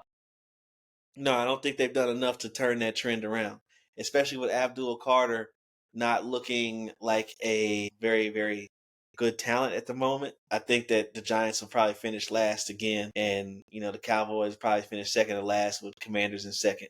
So playoff teams wise, I think Commanders and Eagles both make the playoffs. Okay, I like that. I definitely agree with that. I think the Cowboys finished last, though. I will say that. I think the Cowboys finished last. I really have a lot of faith in Jackson Dart. I don't know. As the kids say, he has aura. He has aura, But nah, he actually he has the talent to be. I don't know. I'm not gonna say elite quarterback, but he has the talent to be a good quarterback. A good quarterback, and I think that he shows it this year. And I think he has a sophomore slump next year. But I think that he shows that he has the talent to be a good quarterback. I say Russell Wilson gonna get benched week 4. Week 4 to And week 6. Week 4 to week 6, yeah. And it's gonna be the Jackson Dart show. Ups and you know, downs. you know what Jackson Dart reminds me of? He reminds me of the guy that lies on his resume and go in the interview with just nothing but cap. Nothing but hyping himself up and cap. And in the NFL, it's something about once you get between them white lines, as far as like players, you may say that the NFL itself is colluding, but as far as players, once you get in between those white lines, bro, it ain't much fudging you can do. And some of Jackson Dart's tape is really, really bad in the SEC. Yeah, no, Really. no, no, no. That's why I And said so the good and the bad. The good and bad gonna come with Jackson Dart. I feel like it's gonna be more good than bad. that's issues for sure. For sure. Yeah, I feel like it's gonna I'm be more just good than bad. I think it's gonna be. No, I don't think they'll do that either. But I think it's gonna be 60% good this year for Jackson Dart, 40% bad, which is not good odds. But I feel like he may finish the season with 20 TDs, 11 interceptions. yeah. You can No. I don't think he gets to 20. 16. 16. I can say somewhere between 16 and 18. Okay, but he definitely gonna have like 11 interceptions for sure, if not Sure. more. If not more. For sure. Yeah. Yeah, 11 interceptions, go there. four fumbles lost. A rookie season. But Yeah, a rookie. Yeah, a rookie I season. don't think So I don't think it'll be enough to say that Giants have something where they don't need to be looking at quarterbacks in the next draft. I don't think it'll is be he that. better than Will Levis? Absolutely.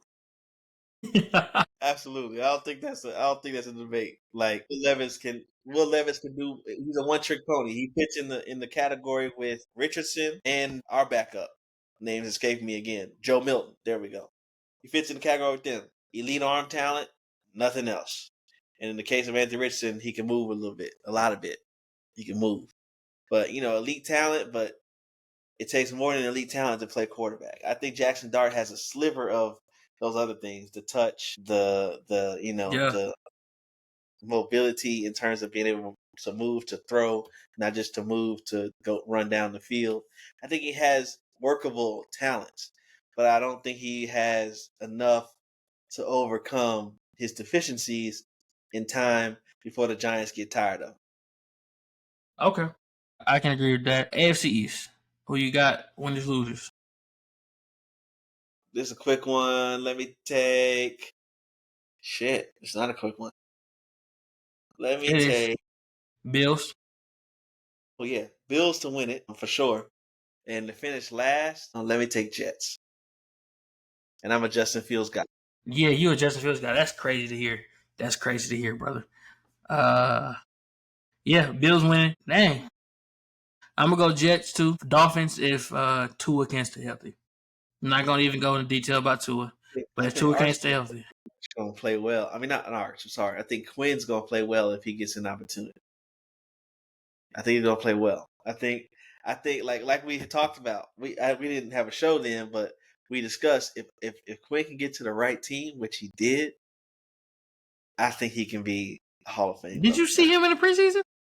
I did, but I've seen Quinn play for the last 8 to 9 years, going back to high school. That's some Homer stuff, brother. Definitely Homer shit. Not Homer, bro. I think he can do it.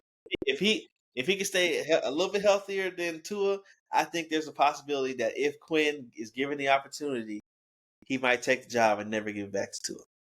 I think there's a possibility. Can't agree with that one, but I don't have no faith in Quinn. But yeah, definitely Bills winning that easily. NFC North. NFC North, that's gonna probably be the most competitive division in football, I think. Agreed. That's gonna be a war. Agreed. That's the absolute war. And that was hard to pick. I'm gonna let you know this right now. None of them winning the championship because they all gonna be injured. Both teams. Yeah. All 4 teams. They're gonna beat each other to a pulp. I really hope that, like, as a fan, I really hope that the marriage of Caleb Williams with his new head coach, Ben Johnson, can really produce like a viable NFL Caleb Williams. I really hope that. That's my one. If I had something on my wish list that I wanted for the season, that would be like in the top 3 is a viable Caleb Williams Ben Johnson marriage. I'm starting to think you a Bears fan, bro. Like I want that to work. I just want that to work. Like Bears having a great quarterback would be phenomenal for the NFL. But like it's hard to not say they're not gonna finish last. Like the Vikings are gonna be a playoff team, Packers gonna be a playoff team, and the Lions should be a playoff team. I think the Lions are the most at risk because they lost their minds. Everybody.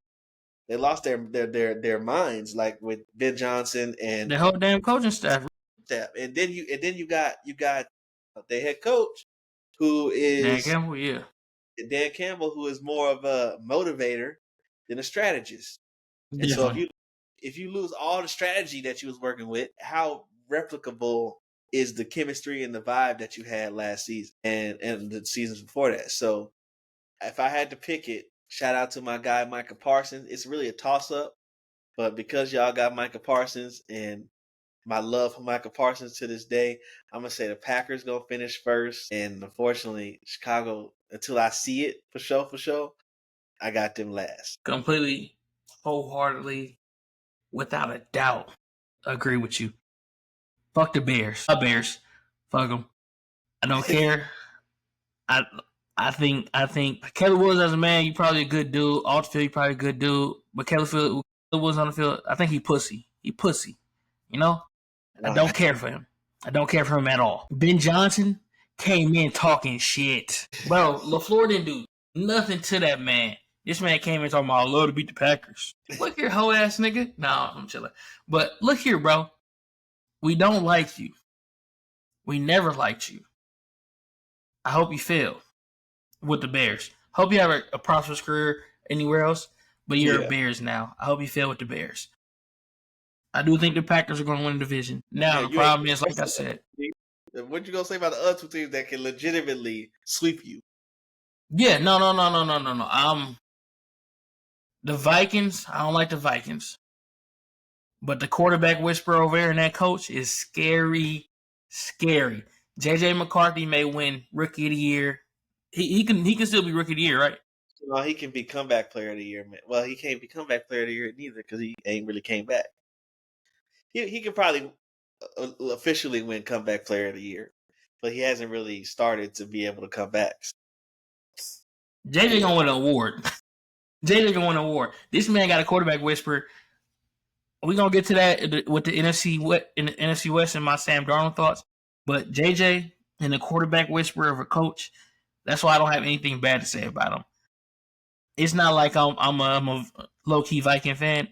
It's just that out of everybody in that division who proves it, like you said, I know the Lions proved it 2 years back to back, but like you said, they lost everybody. They lost their defensive coordinator and offensive coordinator. Unless they can pull some, a rabbit out the hat, I don't have any faith in them. The Bears ain't shown nothing since Rex Grossman. Jeez. Since Devin Hester. Jeez. I ain't got no faith in the Bears. It's facts.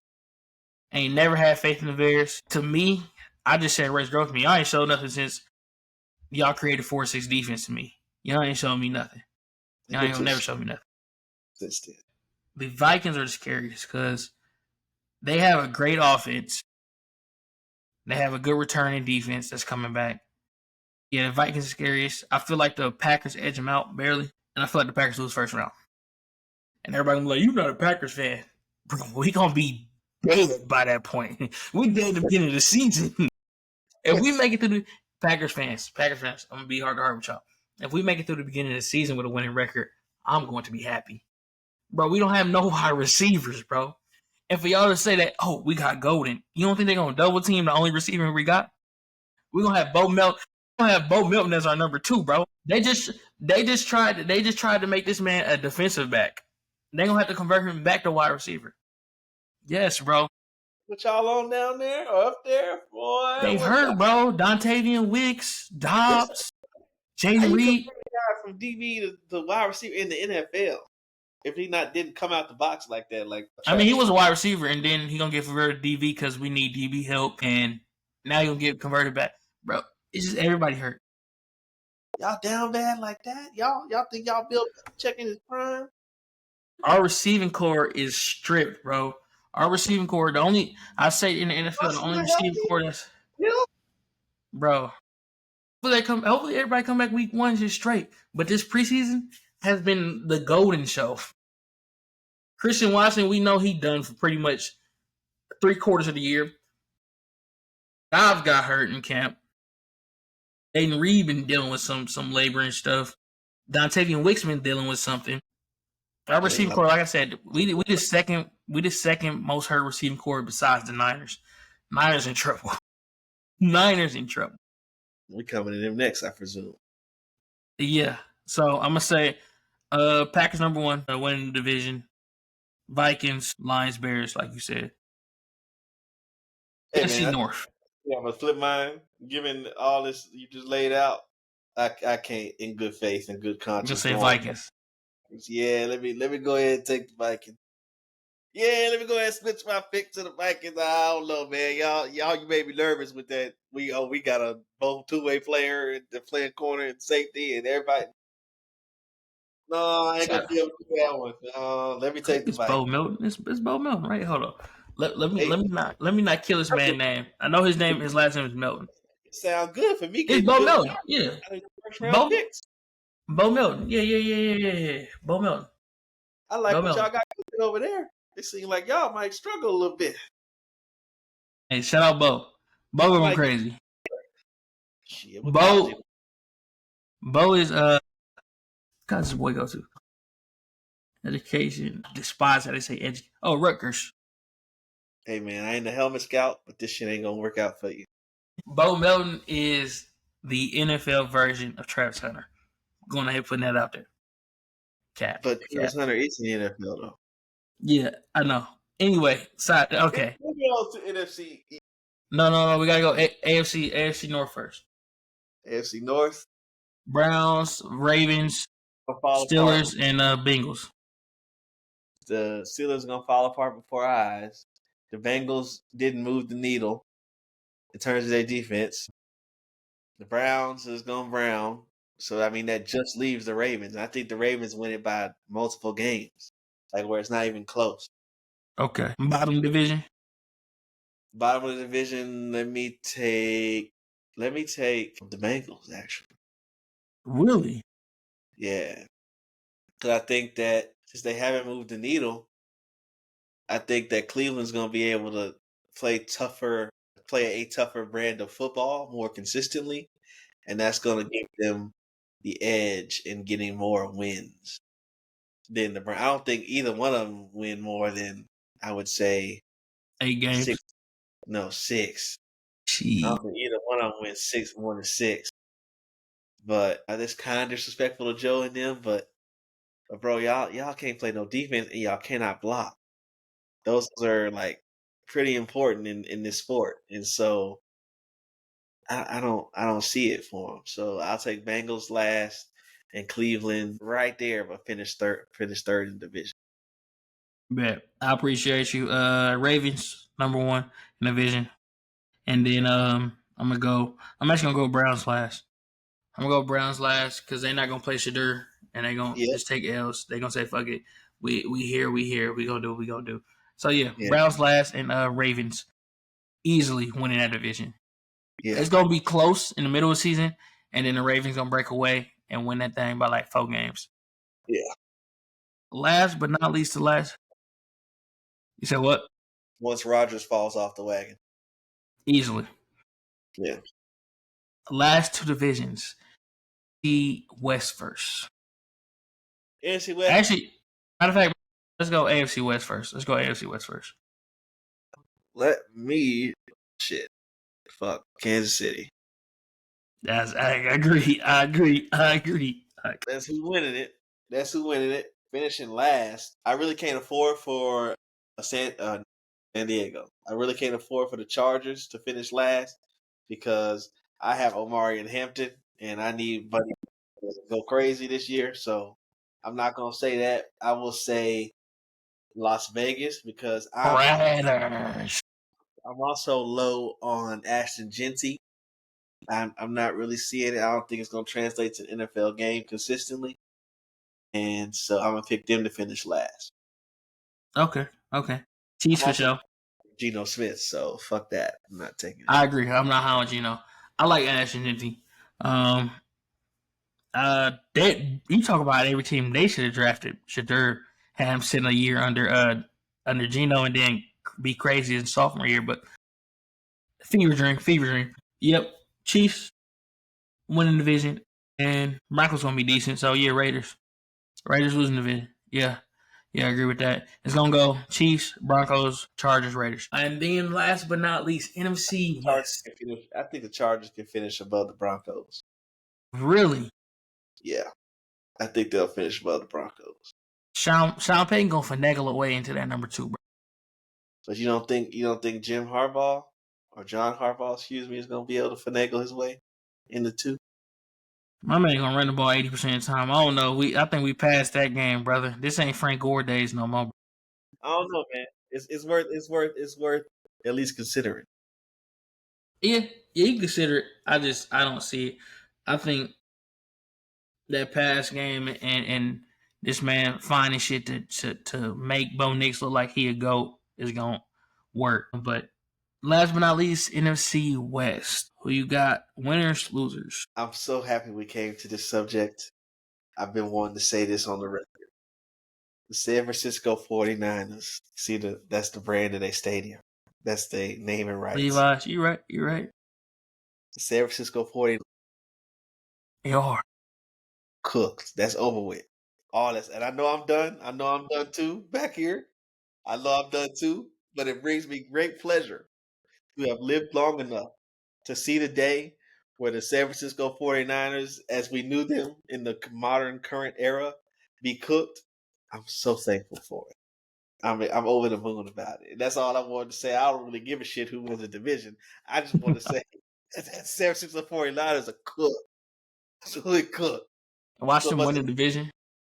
But since I gotta pick a team, let me go. And this gonna sound crazy. This gonna sound crazy.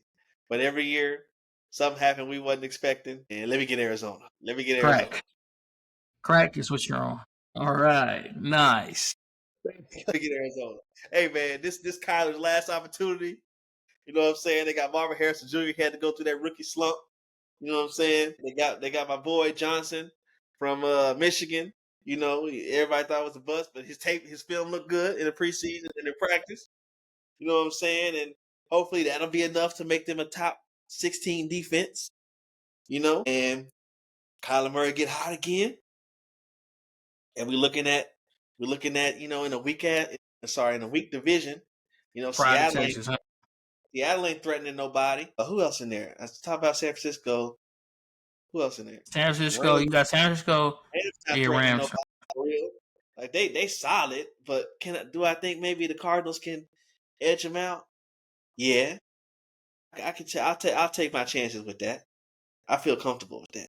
So you saying the top of the division gonna be the Cardinals, the bottom gonna be division gonna be, San Francisco cook, but I don't think they Seattle cook.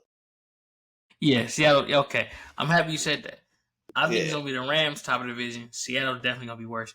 I don't know who. You talk about a trash GM. You saw something in Sam Darnold? Bro, I stand by this, bro. Sam Darnold at USC was very solid. And last season with Minnesota for a while there, we were seeing USC Sam Darnold. And I think in the right scenario, we could get a good regular season consistently out of Sam Darnold. Is he going to be able to win playoff games? I think that ship for him is sailed. But can he get you 10 wins? Is it possible for him to get you 10 wins plus? Absolutely. I believe that. Look, Sam Darnold was with the quarterback whisperer. Yeah. And everybody trying to say, yo, this is the quarterback whisperer, this is the quarterback whisperer. The Vikings head coach. Matter of fact, let me get this man's name. What's the Vikings head coach name? Kevin O'Connell. Kevin O'Connell is the definition of the quarterback coach, the quarterback whisperer. It ain't old buddy in Miami. It ain't Sean McVay. It ain't none of these coaches. Whoever plays for Kevin O'Connell looks good. This man made Kirk Cousins, and I'm a Kirk Cousins guy. But Kirk Cousins is not a guy. He made Kirk Cousins legitimate. This man made Sam Darnold legitimate. You think he ain't gonna make JJ McCarthy legitimate? Everybody he touches is legitimate. And I say that to say this. Sam Darnold gonna be trash. Sam Darnold gonna be trash. They losing the division. Bro, who is Sam Darnold? Even if Sam Darnold is decent this year, even if he is USC Sam Darnold, who is he passing to? That's a major issue. That's a major issue. That's a major issue with. They still got Lockett, right? So he hit 1 foot in. I don't even think they got Lockett no more. I know they got Jackson Smith, but that's enough to compete. No, Lockett is a Titan. Yeah. Who did I pick to finish last? Who did I pick to finish last? Did I pick Seattle? Yeah, I did pick Seattle. So we right. We right on the button. Yeah, we that's a homer. That's a homer pick right there. Seattle a gunner, bro. Seattle a gunner. And the only reason I picked the Rams is because just like I think Sean Payton gonna finesse his way in the second place in the AFC West, Sean McVay gonna finesse his way in the first place and not do shit in the playoffs in the NFC West. So yeah, that's our picks. Like, comment, subscribe. Let us know if we made some incorrect picks.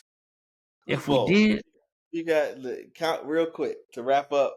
We need your MVP. And we need AFC NFC Championship game and Super Bowl and who wins. All right. MVP. Damn, it's hard. Because Josh Allen got his petty. He got his welfare MVP already. Damn. My fault. It's Goodwill MVP. I'm going to give it to the young buck. I'm going to say Jay Daniels. That's a sexy pick. No sophomore slump. Yeah. Let me get... Jalen Hurts will get his respect now that he won Super Bowl, even though it partially don't he didn't. I'm gonna take Jalen Hurts. I think Patrick Mahomes is gonna have a year like he had last year. That's not impressive statistically. Lamar Jackson probably gonna miss some games this year, and they really not trying to give Josh Allen back to back. So let me take Jalen Hurts to win MVP. 7 push touches MVP. Nah. They're gonna give bro MVP. They got to, bro. That's the only thing he missing is MVP. So let me take him. And then NFC Championship game, I'm gonna say Minnesota and the Eagles for the NFC Championship. And I'm gonna actually take Minnesota to make it to the Super Bowl this year. So my pick was sexy. That's an underdog ass pick right there. So I just think that in the event that they can make it that far, I think that they can potentially be a bad matchup for the Eagles. Just based on what we know about their secondary today and what we know about what O'Connell can do offensively and the fact they have Justin Jefferson and hopefully Jordan Addison will be on point that particular day. And I think that's enough to give the Eagles secondary hell. And so, let me take them. Super underdog pick. Yeah. A Super Bowl. I say the Ravens get there this year and lose. Ravens gonna get there. I'm gonna say, looking at these teams, I'm gonna say Ravens gonna get there, and they're gonna lose against my Packers. Not playing. Like I said, my Packers not gonna make it out of the first round. They're going to lose against. I think the Eagles repeat. Yeah, I think the Eagles repeat. I don't think Jalen Hurts is gonna win an MVP. Like I said, I think Jaden Daniels is gonna win the MVP. But Jalen Hurts is gonna win back-to-back ships, and people gonna hate him more. Yeah, I'm gonna say that. Eagles, Ravens, Battle of the Birds. I think it's gonna be Bills versus Minnesota in the Super Bowl. Kind of small market, just like NBA on that vibe. And I think that Josh Allen gets one. I think Bills, Minnesota, Super Bowl, and Josh Allen wins it. The Bills ain't ever won Super Bowl, huh? I think they lost against y'all 18 billion times. They lost like three. They lost 3 years in a row or 4 years in a row, something like that. But yeah, they took L's, massive L's. Yeah, I don't think believe it wasn't just to the Cowboys. I think like only 2 of them was to the Cowboys, but the other one was against a NFC East team. I can't remember who. I think it might have been the Giants. No, long story short, I don't remember who, but I know they lost to the NFC East like 3 straight times, and 2 of them was the Cowboys. Yeah, I say that. But yep, anything else you want to cover? No, that was it. That was it. Welcome back, show. Season 2. We here. We're going to make it the whole year this year. We're going all the way to Super Bowl. We're going to take a few weeks off right before the draft season heat up. And we're here. We're going for the long haul. Help us get to 100 subscribers. That's what we're trying to get just to 100. We're trying to get to 100. Share this with your people. You like our content, man. You stayed to the end anyway, so you might as well help us promote the show. Get us a couple more views, a couple more followers. You know what I'm saying? Give us that motivation to keep putting out content. You feel me? And other than that piece, hey, good luck to everybody. I hope everybody wins Super Bowl this year. If you're a fan like me, of the Cowboys and my team, what I got going on, I don't wish this on nobody. I wish I was born in Cleveland at this point. So all them fan bases out there, the Falcons, the Jaguars, man, I hope y'all go as far as y'all can go and y'all get to y'all ship, man. And the Minnesota Vikings, hope y'all get to y'all piece, y'all Super Bowl. Everybody ain't gonna make it though. Only 2 people. So we'll see starting today. And I'm excited for it. Appreciate y'all for tuning in to Bring the House podcast. Again, my name is Marshawn, DC. We out.